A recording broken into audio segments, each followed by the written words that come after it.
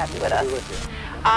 When you listen to what Senator Ron Johnson says about an informant telling them that there have been these meetings of what was referred to in these texts as a secret society.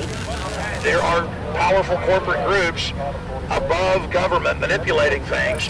They're the ones that set up the EU. A lot of their minutes have leaked, documents have been stolen, they've confirmed they're real WikiLeaks.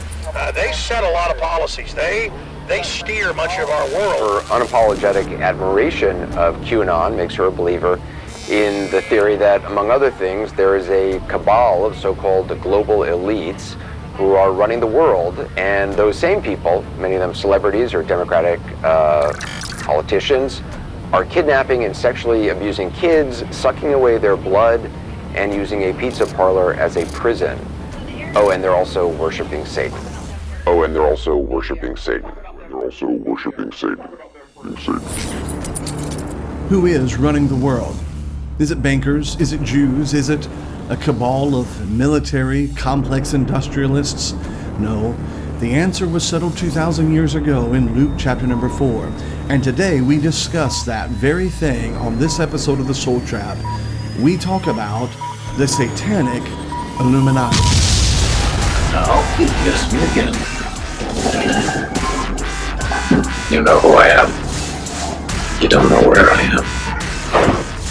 And you'll never see me coming.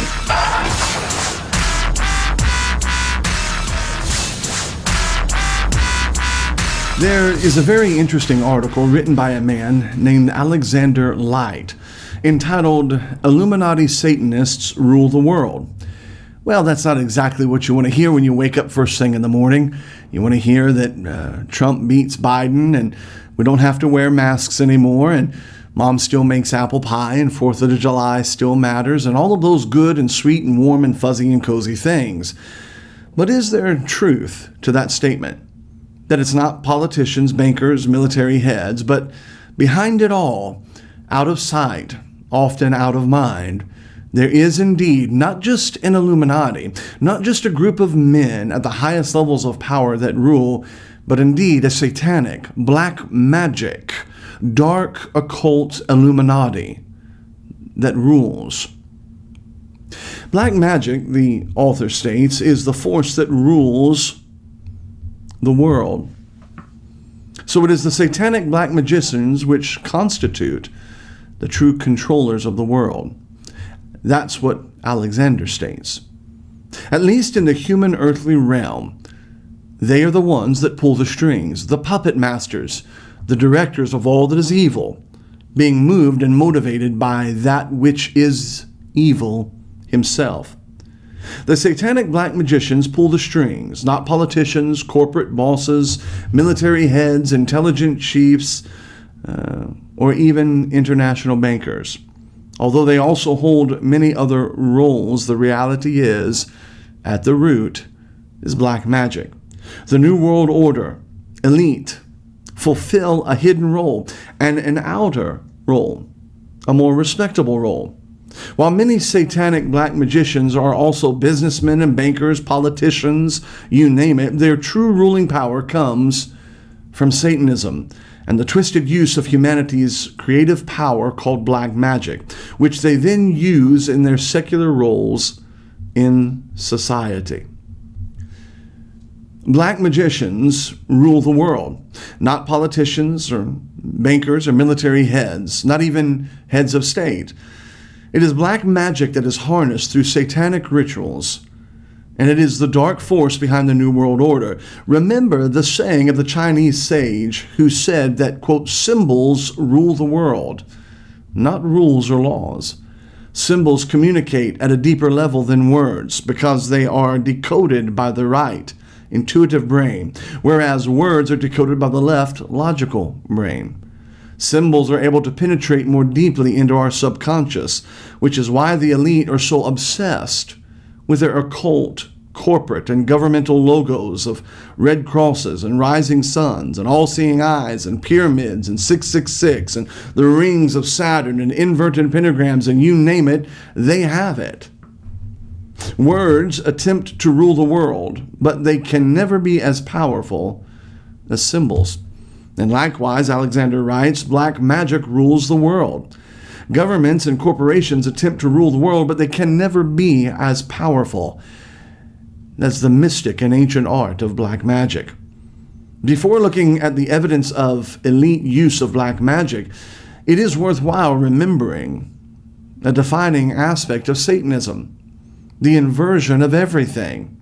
Black is white, and bad is good, and up is down, and down is up, and right is wrong, and wrong is right. And this is why the inverted pentagram is such a popular satanic symbol. In fact, George Orwell touched on this very theme in his book 1984 when he wrote of the ruling class propaganda, quote, "War is peace, freedom is slavery, ignorance is strength." One must ask themselves, how in touch with black magic, the occultism, symbolism, were men like Orwell, Arthur C. Clarke, and others?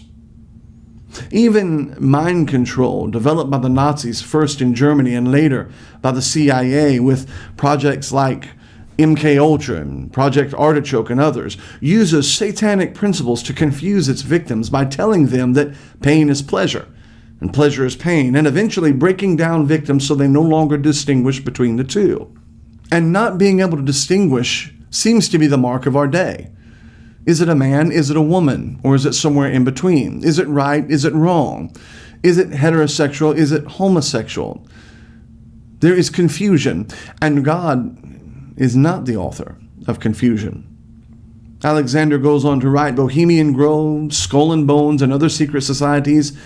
There are some secret societies which are mostly political and economic in nature, such as groups like the Trilateral Commission or the Council on Foreign Relations, who go around convincing the world about the great benefits of globalization, the elite buzzword for what I would call totalitarian dominance. Global governance, they tout, and free trade agreements like TPP. But there are others, however, whose purpose is shrouded in more mystery. They seem to be swirling around with black magic and satanic ritual, such as the worshiping of dark gods and entities, the acting out of sexual orgies and fetishes, and even sacrifices, whether mock or real, of human beings. One such group is the Bohemian Club, located in, of all places, San Francisco. It is one of these frighteningly dark magic gatherings. Every summer in the United States of America, many key figures of the U.S. elite gather in the tall red woods of Northern California at Bohemian Grove. And you know, I've always found it very fascinating that as intrusive as our press is, as pursuing as they are, yet you never hear about this or see this. Yet every year, in San Francisco, the headquarters of sodomy in the United States of America, the capital of all that is perverse, and I would say with Haight-Ashbury, the capital of rebellion, and of course we know who and what the Lord of Rebellion is, every year gather at the Bohemian Grove people such as Henry Kissinger, Richard Nixon, Ronald Reagan, just everyday run-of-the-mill guys like George Bush and other presidents. Strange that this never seems to make the news. The late Professor Anthony Sutton did some great research also in another group, known to us as Skull and Bones. Members have admitted having to undergo strange initiation and rituals such as making sexual confessions in a tomb, while outsiders have heard chilling howls and screams emanating from the windowless Skull and Bones crypt, which you can see today. If you think these secret societies are just perverted, Alexander writes, just perverted people messing around, ask yourself this: why would the elite, many of whom are obsessed with power, be involved with them? Why would they engage in such black magic rituals unless they were getting something in return? Like power, like exactly what was offered to our great Lord and Savior by Satan himself. I will give you power if only you worship me. These people control the printing presses of the world. And some have money more than they could even possibly spend or that you could possibly imagine. It's power they want, not money. Money is just a means to an end. Is it just a coincidence that in 2004 U.S. presidential election, where George Bush Jr. and John Kerry were running against each other, that both were bonesmen, initiates of the skull and bones, with a membership of around 300 in a country of 300 million? Did news anchor Tim Russert get bumped off for asking too many questions? People have often wondered about Bush and Kerry and the secret society. Are there people out there in the know that for some time have been trying to let us know? However surreptitiously, however subtly, are they trying to let us know there is a world, there is a power, there is a hierarchy of darkness that you can't begin to imagine? Some believe that one of the, shall we say, undercover prophets of this is a man by the name of Stanley Kubrick. And Kubrick's Eyes Wide Shut and secret elite rituals of the sexual sacrifice seems to let us peer into a world otherwise we would not have known about or seen.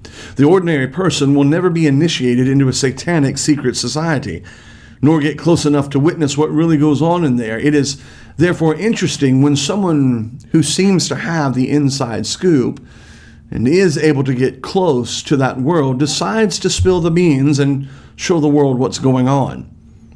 Alexander writes, such a person was Stanley Kubrick, the late great filmmaker, who many suspect, with strong evidence I might add, was part of the U.S. government's fake Apollo moon landing in 1969. Oh, don't go there. We landed on the moon. At least we have that. Well, we'll come back to that in a bit.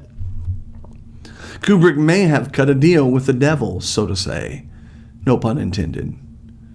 Making a fake moon landing for the elite, because when he handed over the tape for his last film's Eyes Wide Shut, he was found 4 days later, dead of a heart attack. Despite the fact that those close to him said he was in fine health and had no history of heart trouble whatsoever. Kubrick depicts a black magic scene where naked women circle a leader, and there is all kinds of satanic orgy, sexual perversion that takes place. Kubrick hints in the film that this satanic sexual black magic ritual also involves sacrifice and murder, by implying that one of the women, one of the prostitutes, was killed at the end of the ritual. Black magic at its core is really, some would argue, about demon possession. Since the world is made of energy, not matter, and since energy moves in waves which have frequencies, Alexander writes, the satanic rituals are designed to entrain the energetic biofrequencies of participants with that of other dark entities, so that there is a vibrational match. Once there is a frequency resonance or lock, and may I say that David Icke, as crazy as the man is, has some very interesting material along this vibrational frequency theory. Once, Alexander writes, there's a frequency resonance or lock, an exchange can then take place. Energy, intent, or information can go from one being, place, or dimension and can be transferred into another. This works both ways. The person gets possessed and receives information from certain dark entities, while the dark entities also take something from the person. This theme of possession crops up again and again when exposing the worldwide conspiracy, and has been going on for a long time. Hitler was one of the most famous ones who was reported to be demonically possessed by none other than his closest aide. It is also black magic that is behind the unspeakable and unconscionable phenomenon of missing children. One of the things that's so fascinating today, amid all the coronavirus and amid all the Biden versus Trump and Black Lives Matters, is the proliferation, the power, just the prolific reality of this sexual slave trade of children, which no one is speaking about today. Why is no one addressing it? Could it be that there is a dark silence a dark veil that has been lowered to shield the reality of what is going on. Alexander writes, these children are being deliberately kidnapped and taken down into elite, controlled underground facilities and other facilities where they are mind-controlled, turned into slaves, where some of them are even sacrificed. That's satanic rituals. Now that sounds so odd to our Western American ears. How can that possibly be? But beloved, it has always been that way throughout history. The Incas and the Aztecs, the Sumerians, the Babylonians, throughout time and history, and might we add, the children of Israel.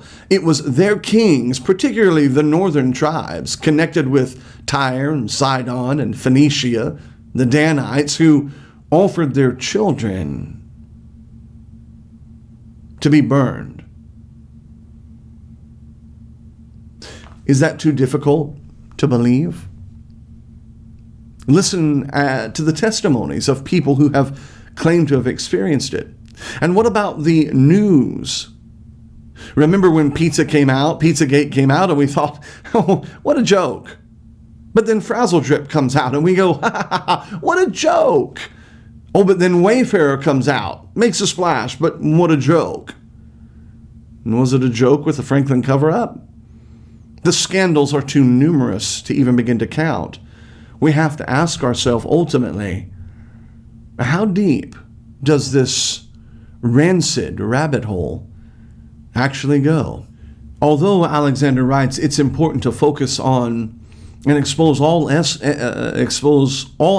of dysfunction in our society, including political corruption, mainstream media consolidation, deception, on and on and on and on, in order to transform and to actually be able to make a difference, all these issues have to be recognized as manifestations of a more primordial evil or unconsciousness in our midst. They are all tentacles, as Danny Casolaro tried to some degree to expose, of the octopus, but the head, the body, is not political, it is not technological, it is not military, it is not economic. It is satanic. The secretive rituals conducted at the Bohemian Grove and elite mansions tell us more about who rules the world than political think tanks or baking cartels. Although, of course, there is an overlap. If humanity is to rise up and overcome, Alexander writes, the conspiracy, we must focus our attention on the root and not the branches. That is the key. We cannot help but think of Epstein, can we? And his island, and some of the strange oddities that take place there. We have to ask ourselves, are these merely rumors, fanciful stories that stir us up and scare us at night but have no real bearing in the light? Or have we been living for so long in a carefully created, blissful matrix that we have forgotten what it actually means when the Bible refers to Satan as the god of this world? Have there been defectors? Often we say, well, listen, is there any proof? And again, we often find ourselves trying to hold water in our hand when we try to come up with proof. But there are those that have claimed to escape the clutches of this dark world. There are those that have claimed to be defectors. In 1989, on national TV, a courageous young woman exposed the satanic forebears of the Illuminati cult that now dominates the world. On May 1st, 1989, age 29, Vicky Paulin appeared on the Oprah Winfrey Show and said her family was part of a satanic cult that dates back to the 1700s. Although they appear to be upstanding citizens, lawyers, doctors, police officers, etc., they engage in satanic ritual, human sacrifice, incest, cannibalism, and because they are Jewish, often in synagogues. My next guest was used also in worshiping the devil, participated in human sacrifice rituals and cannibalism. She says her family has been involved in rituals for generations. She is currently in extensive therapy, suffers from multiple personality disorder, meaning she's blocked out many of the terrifying and painful memories of her childhood. Meet Rachel, who is also in disguise to protect her identity. You come from generations of ritualistic abuse? Yes, my family has an extensive family tree, and they keep track of who's been involved and who hasn't been involved. And it's gone back to, like, 1700. And so you were... Right. I was born into a family that believes in this. And does everyone else think it's a nice Jewish family? From the outside, you appear to be a nice Jewish girl. Definitely. And you all are worshiping the devil inside the home? Right. There's other Jewish families across the country. It's not just my own family. Really? And so who knows about it? Lots of people now. I talked to a police detective in the Chicago area, and several of my friends know, and I've spoke publicly before. And so when you were brought up in this kind of evilness, did you just think it was normal? I've blocked out a lot of the memories I had because of my multiple personality disorder. But yes, I mean, it's like if you grow up with something, you think it's normal. Mm-hmm. I always thought. So what kinds of things? You don't have to give us the gory details, but what kinds of things went on in the family? Well, there would be rituals in which babies would be sacrificed, and you would have to, Whose babies? There were people who bred babies in their family. No one would know about it. A lot of people were overweight, so you couldn't tell if they were pregnant or not, or they would supposedly go away for a while and then come back. The other thing I want to point out, not all Jewish people sacrifice babies. I mean, no. It's not a very typical thing. I just want to point that out. This is the first time I heard of any Jewish people sacrificing babies. But anyway, so you witnessed the sacrifice. Right. When I was very young, I was forced to participate in that, in which I had to sacrifice an infant.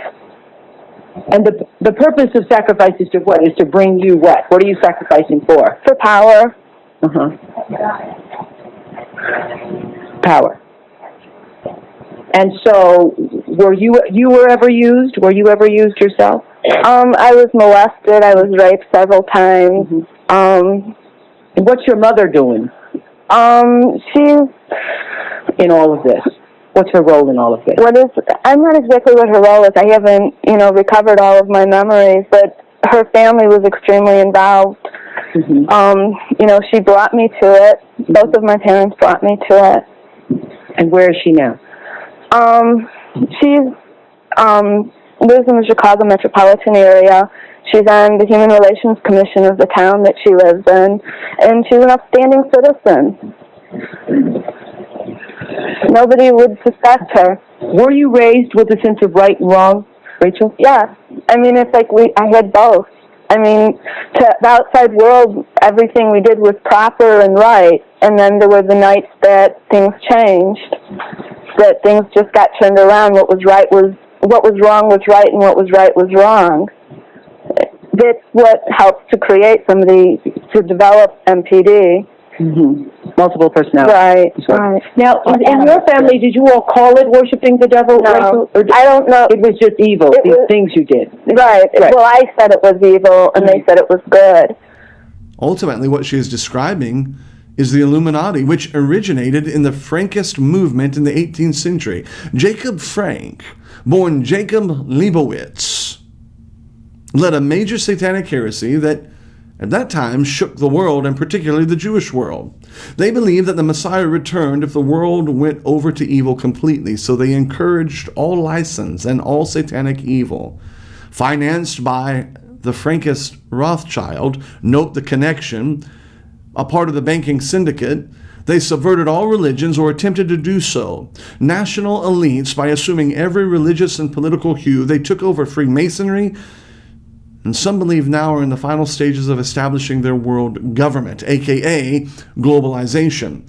The abuse Paulin suffered is a textbook example of how families appear to be one way and are another. In the interview, Paulin told Oprah that she witnessed sacrifices of children consumed for power and the power that they gave. She claimed that the children were bred within the extended family for this specific purpose. She said she was raped several times, and elsewhere she said she had 5 abortions due to incest with her father.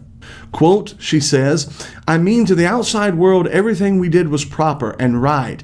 And then there were the nights that things changed, that things just got turned around. Remember, up is down and down is up, and right is wrong and wrong is right, and in is out and out is in the world of black magic. She states what was wrong was right and what was right was wrong.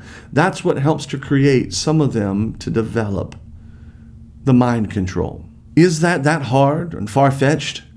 Remember when God himself leads Ezekiel to the temple to peer through the wall and to see what the men, the leaders, the priests, the religious, upstanding citizens of the community were doing in the chambers of their imagery and in the secret places of the temple.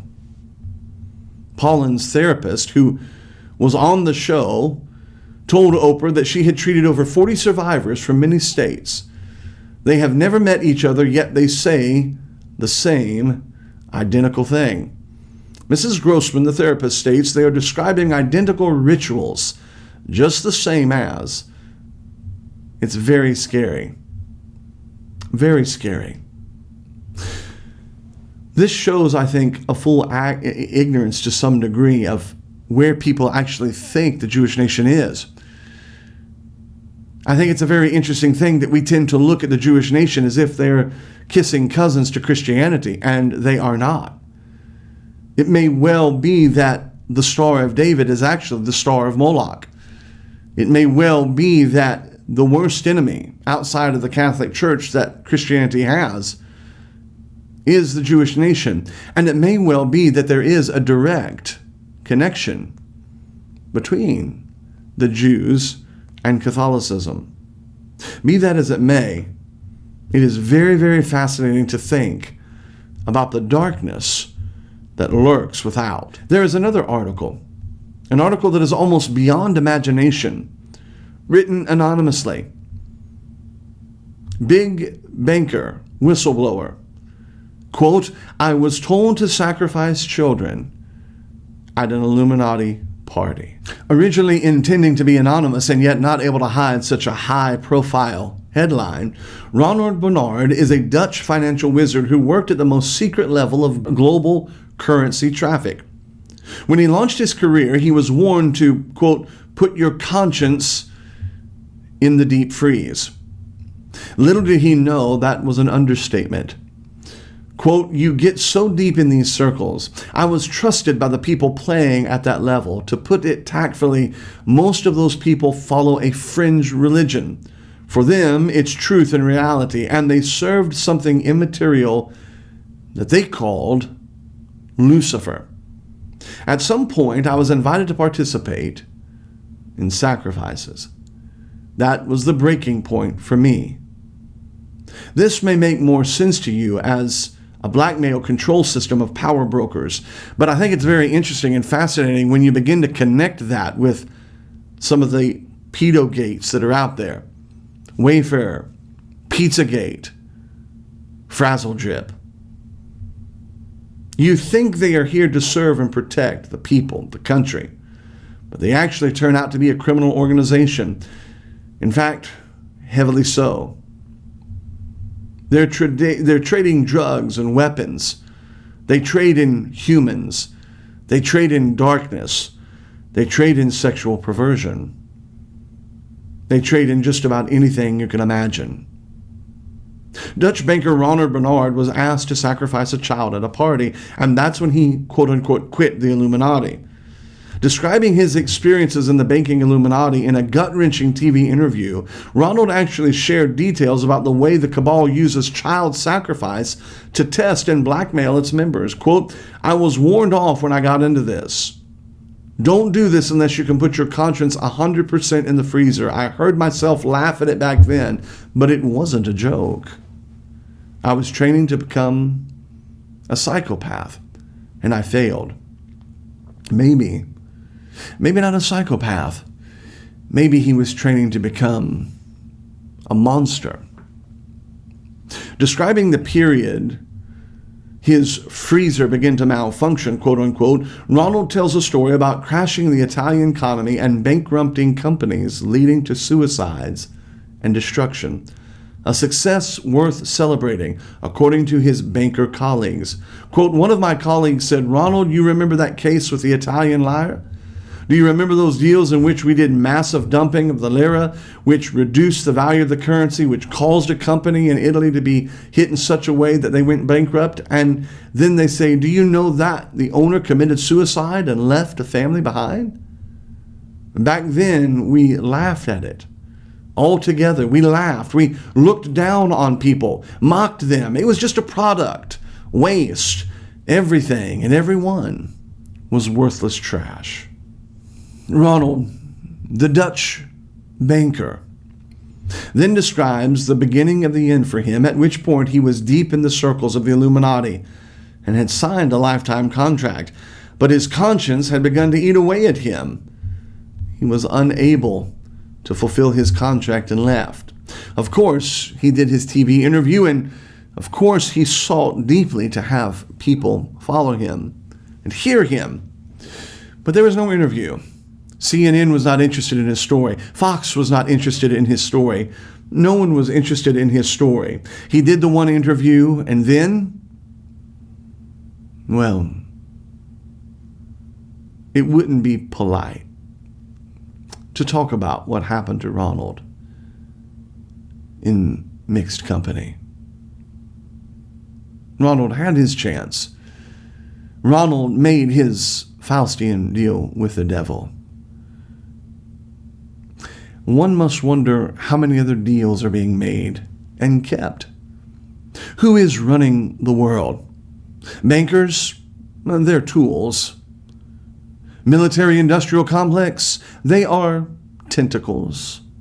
Politicians? Simply talking heads. Mannequins, energized to tell a lie and further an agenda, a narrative. Who is running the world? Behind it all, there is a Satanic Illuminati. At the very top of the pyramid, where the all-seeing eye is, there are a group of people directly connected in with that which is evil. And from that group, I believe, will eventually come the son of perdition. It is imperative that Christians never read past Ephesians 6:12 without stopping and realizing and recognizing that in this material, industrial, enlightened world, behind the scenes, behind the cameras, behind the closed office doors, behind the highest, most influential halls of power, there is a God of this world.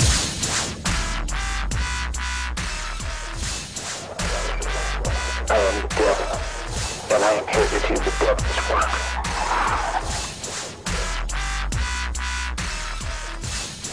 I'm the Lizard King.